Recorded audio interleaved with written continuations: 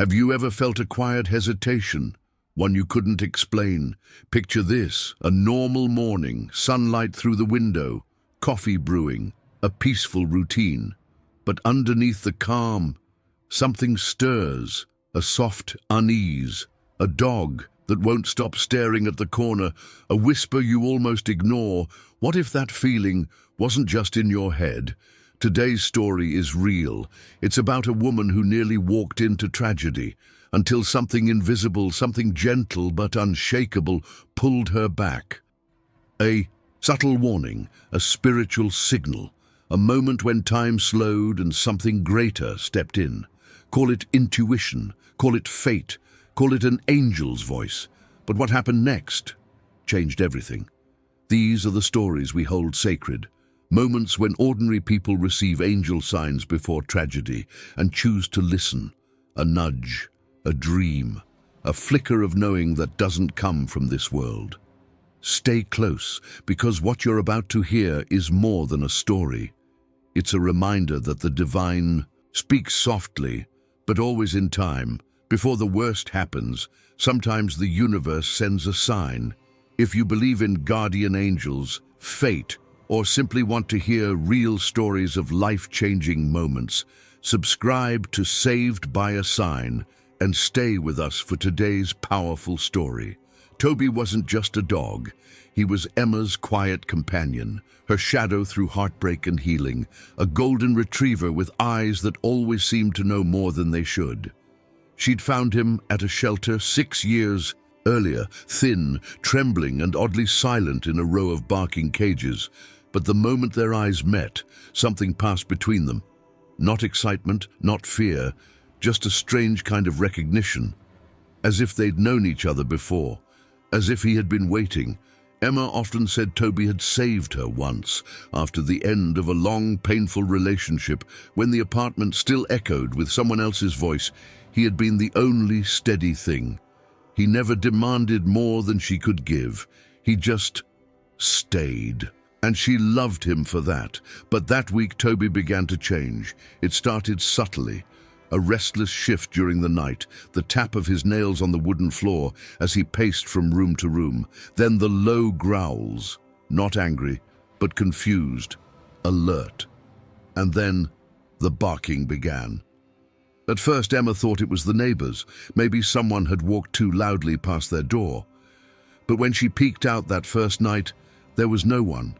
Just a dimly lit hallway, still as stone. The air felt colder than usual, and there was something about the silence, something that pressed against her skin. "Toby, it's nothing," she whispered, trying to calm him, her fingers brushing his soft ears. But he wouldn't stop staring at the door. The next night was worse. He barked again, louder this time, more urgent. Emma's heart pounded as she slipped on her robe and crept to the door. She hesitated before opening it. And when she did, nothing. Again, no footsteps, no voices, not even the hum of a passing elevator. Just emptiness. But Toby wasn't wrong. He stood in the doorway with his fur raised and his body tense, letting out a soft, warning growl that made the hair on Emma's arms stand up. By the third night, he was pawing at the bedroom door, whining like a child who'd had a bad dream. He circled her bed over and over, nudging her hand, pressing his head against her chest, like he was begging her to understand something he couldn't say. Emma couldn't sleep, not just because of the noise, but because she felt it too now. A presence, not loud, not visible, but near, every creak of the floor, every shift of the shadows outside. It was as if something was waiting, watching. That day she took Toby to the vet. "He seems perfectly healthy," the vet said, smiling. "Maybe he just senses something unusual. Dogs are like that. Sensitive." Sensitive. That word stayed with her on the drive home. It didn't explain the way Toby stood still at the window, following something with his eyes that Emma couldn't see. It didn't explain why he refused to eat or why he cried at night like his heart was breaking. She began to pray. Not because she was especially religious. She wasn't. but because something in her soul told her she should. God, if there's something I'm not seeing, help me see it. That night, she lit a candle in the kitchen, sat beside Toby on the floor and whispered, "What is it, boy? What are you trying to tell me?" And that's when it happened. Just after midnight, as the candle flickered low, she heard it, a single knock at the door. Not loud, almost shy. Her breath caught. Toby bolted upright, growling, staring hard. She stood, slowly, carefully. Every instinct told her not to open that door, but curiosity pulled her forward. She looked through the peephole. No one, but as she backed away, something brushed against her spine, not physically, but deep inside her, like a voice without sound, a whisper without words. Leave.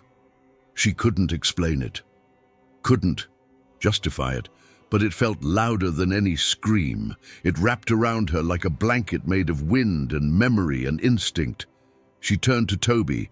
He was staring at her with wide, waiting eyes. He had heard it too. Emma didn't sleep that night. She packed a small bag, left early the next morning with Lily, and drove to her mother's house without a single clear reason. She just knew. And Toby, curled in the back seat, finally rested, quiet, peaceful, as if his job was done. She wouldn't understand what it all meant until the next night. But for now, all she could do was listen to that voice still echoing inside her. Go. Now. Because sometimes the warnings don't come as screams. They come as dogs who won't stop pacing, as dreams you can't forget, as silence that feels too heavy, and sometimes they come just in time.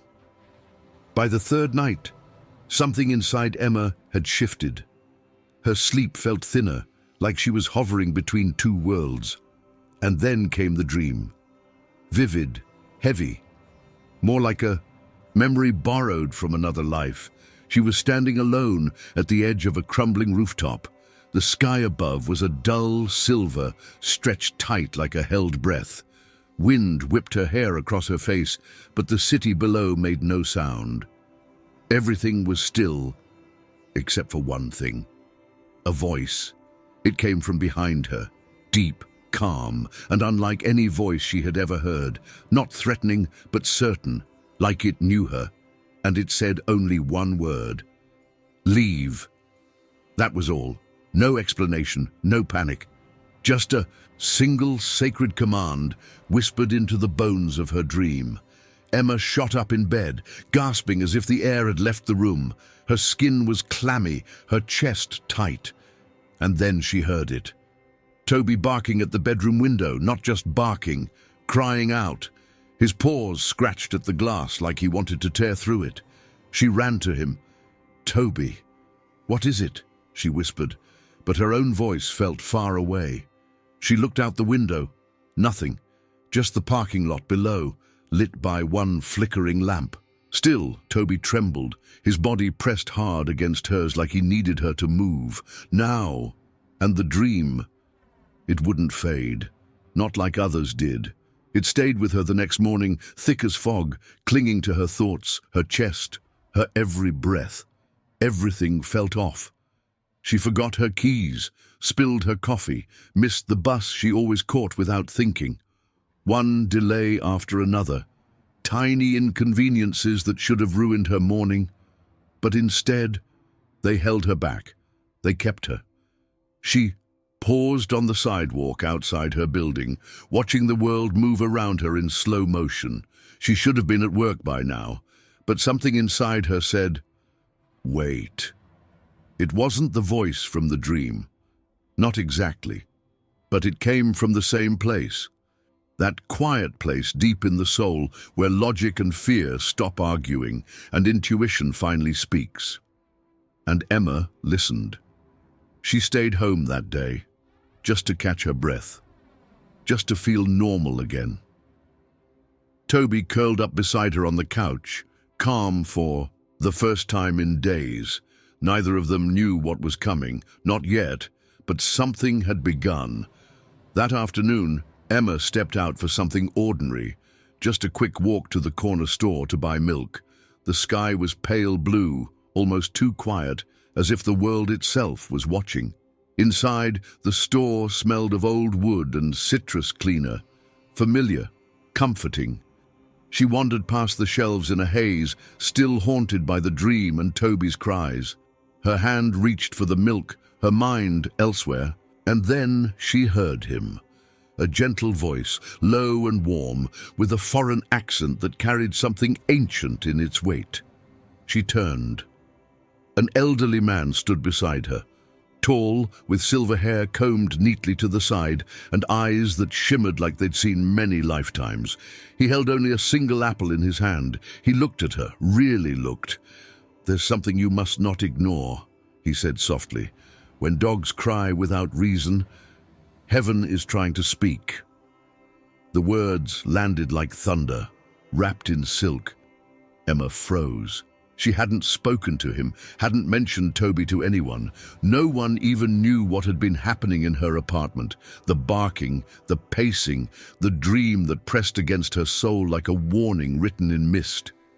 Her mouth opened to speak, but nothing came out. The man simply smiled gently, like he understood everything she wasn't saying. Then he turned, placed his apple on the counter, paid in silence, and walked out the door. By the time she reached the sidewalk, the sun had shifted. Light poured through the trees like gold spilled from a higher place. She scanned the street, but he was gone. No trace, no sound. Just the soft warmth of milk in her hands, and a sudden, inexplicable sense that she was being watched. Not by eyes, but by something quieter, something kind. She stood there, still. The stranger's voice echoed in her mind. Heaven is trying to speak. And for the first time, she wondered if she'd already been hearing it all along. She just hadn't known how to listen. That night wrapped itself around Emma like a cold hand. The hours moved slowly, thick with silence, except for Toby. His barking didn't stop. It was no longer just noise. It was frantic, desperate, as if he was trying to pull her out of something she couldn't yet see. By midnight, Emma gave up trying to sleep. She slid down beside him on the floor, arms wrapped around his trembling body. Her cheek pressed into his fur, wet with tears she didn't fully understand. "What are you trying to tell me, boy?" she whispered. Toby didn't move. His body was rigid, muscles coiled tight like a spring. His ears pointed forward, eyes locked on the dark hallway beyond the bedroom door. His chest rose and fell in short, alert breaths, not fearful, but watchful, protective. Emma followed his gaze, but saw nothing. And yet, she felt something. The air in the apartment was changing, heavier, as if it were pressing against her skin, weighing on her lungs. Every breath felt harder to take. A subtle smell crept in, to not smoke, not mold, something metallic like the air before a storm. At 3:07 a.m., the lights flickered, just once, then again.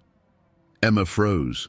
She blinked, and the dream surged back without mercy, not like sleep, but like memory.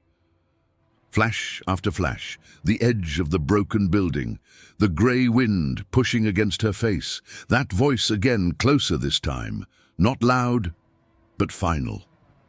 Leave. She sat up in bed, heart pounding, her skin covered in cold sweat. Something was coming. She didn't know when or how or even what it was, but the warning was no longer subtle. It was all around her.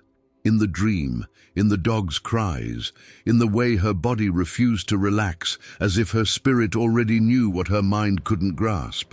And for the first time, she said it out loud, not to anyone, not even to Toby, just to the quiet, listening dark. "I believe you." And the moment she said it, the apartment seemed to exhale, as if it too had been waiting for her to understand.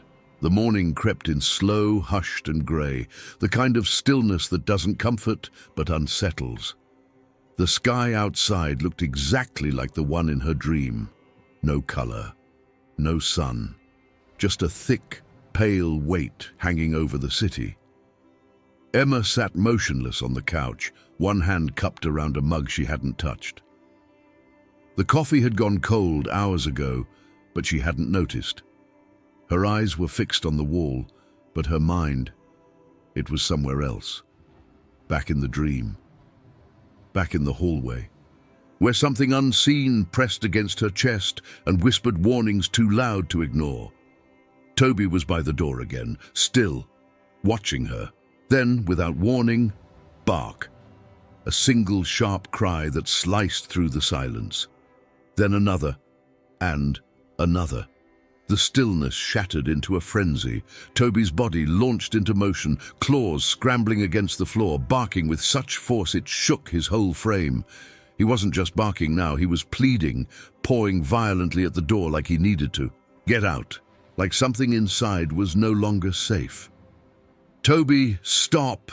Emma called out, her voice cracking with panic. But he didn't. He wouldn't.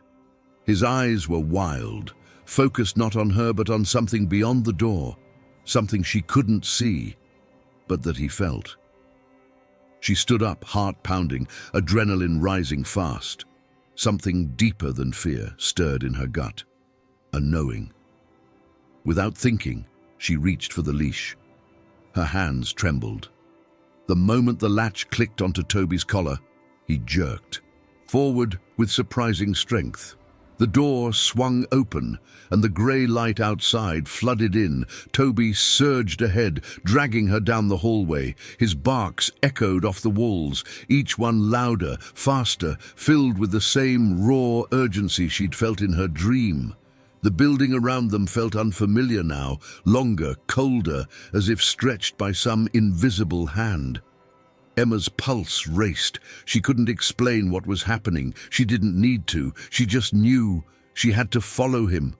Toby pulled her down the front steps like his life depended on it. Only later would Emma realize it wasn't his life he was trying to save.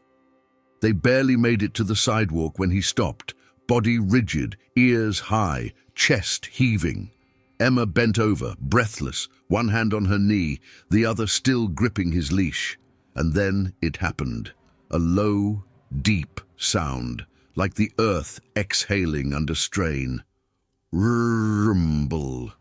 She turned, confused, and the world seemed to slow. In the distance behind her, her building, her home, groaned like a wounded creature. The top floors buckled inward, windows exploding outward with terrifying force. Within seconds, steel and brick folded in on themselves like paper soaked in rain. The roar that followed swallowed everything, the screaming, the sirens, even her own heartbeat. Dust surged into the sky, brown and blinding, coating the morning air with the smell of concrete and chaos. Emma stumbled back, eyes wide, arms out, as if the wind itself might carry her away. People were running, shouting names, crying into phones, but she couldn't move. She just stood there watching it fall. That was my window, she thought numbly. My kitchen, my bed. If she hadn't opened the door when she did, if she had argued with Toby for just one more minute, if she had stayed to finish her cold coffee, her knees gave out beneath her. The leash slipped from her hand, and she dropped to the pavement. Toby circled back, immediately pressing into her. She wrapped both arms around him, burying her face in his fur as her body shook. Tears poured down, soaking into his coat, each one carrying shock, relief, and something deeper she didn't yet have words for. He had known. Somehow, through whatever invisible thread connects spirit to spirit, he had known.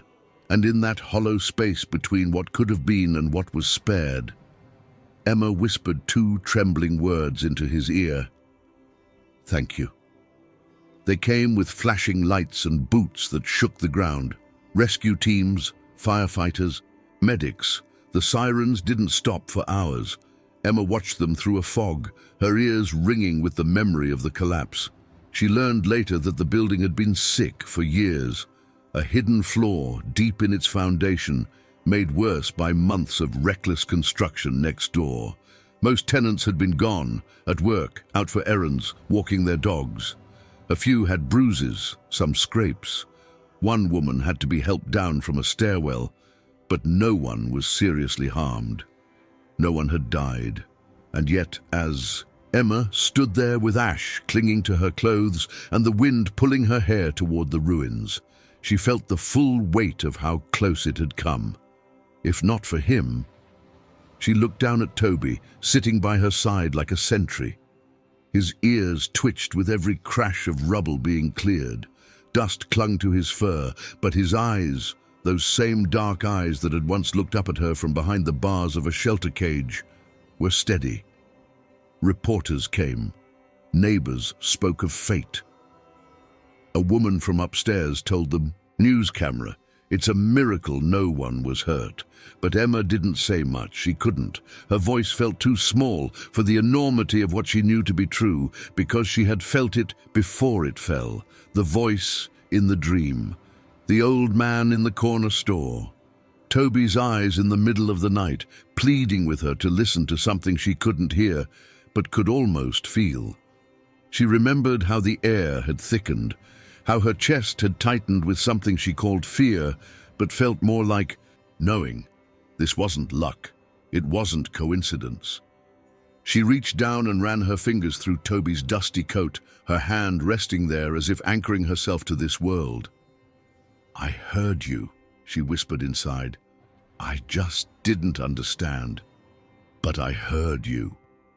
And maybe that was all heaven needed, not full belief, not perfect clarity, just a heart willing to pause, to listen, to follow the bark, even when nothing made sense. It wasn't until days later, when the chaos had settled and the dust had truly cleared, that Emma found herself sitting across from a soft-spoken man at her church, an advisor known more for his quiet wisdom than any sermon. She had gone to him not for answers, but for understanding. He listened to her story without interrupting, about the dream, the stranger, the dog who wouldn't stop barking, the building that had nearly buried her life. When she finished, she braced herself for doubt, for someone to tell her it was just chance. But instead, he simply smiled. "Sometimes angels don't come with wings," he said gently. "Sometimes they come with paws, with fur, with eyes that see what we can't, and love us enough to shout when we won't listen." Emma sat in silence, her throat tight, as those words sank into the quiet space between them. That night, back in her mother's guest room, where she and Toby had been staying, Emma stood by the window with a candle flickering beside her. The world outside was calm. She could see the stars. She bent her head and whispered a prayer she'd never spoken before, not from a place of fear or asking, but of recognition. "Thank you," she said, her voice trembling, "for speaking through him. I heard you." Toby was curled at the foot of the bed, peaceful now, watching her. He wasn't just a dog anymore. He had been her warning, her guide, her messenger. The voice of heaven didn't always sound like thunder. Sometimes it barked, and sometimes, if we're lucky, we listen in time. Months went by, and life moved on, as it always does. But for Emma, something deep inside had shifted. She no longer lived on autopilot, no longer brushed off the quiet nudges or dismissed the strange feeling in the pit of her stomach. She had seen what could happen when you listen, and what almost happened when you don't. She and Toby found a new place to call home, a small house on a quiet street, with tall trees and morning light that poured through the windows like gentle reminders. Some nights were still restless. She'd wake, with her heart racing, a memory flickering behind her eyes, the bark, the dream, the collapse. But it wasn't fear that visited her anymore. It was reverence, gratitude, a quiet knowing. Every evening before bed, she lit a single candle by the window, not for protection, but in thanks. a small, flickering flame to mark the moment when everything could have ended, but didn't. She would sit beside Toby, hand resting on his fur, and whisper into the stillness, "I heard you. I'm still listening." Emma didn't become someone who claimed to have all the answers. She never said she knew what had happened, but she felt it, and feeling was enough. The bark, the stranger, the dream, the light that flickered, the voice that said, "Leave." Each moment, small on its own, came together like pieces of a greater puzzle. One she might never fully understand, but would never forget. She started to share her story, not loudly, not to convince, just honestly. A quiet offering, so that someone else might feel less crazy for sensing something, for hesitating, for suddenly turning around and not knowing why. Emma didn't speak of miracles with certainty. She spoke of them with wonder. She didn't preach. She invited.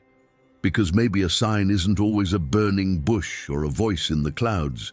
Maybe sometimes it's a dream that keeps returning, a flicker in the corner of your vision, a stranger's words at the exact moment your heart needed to hear them.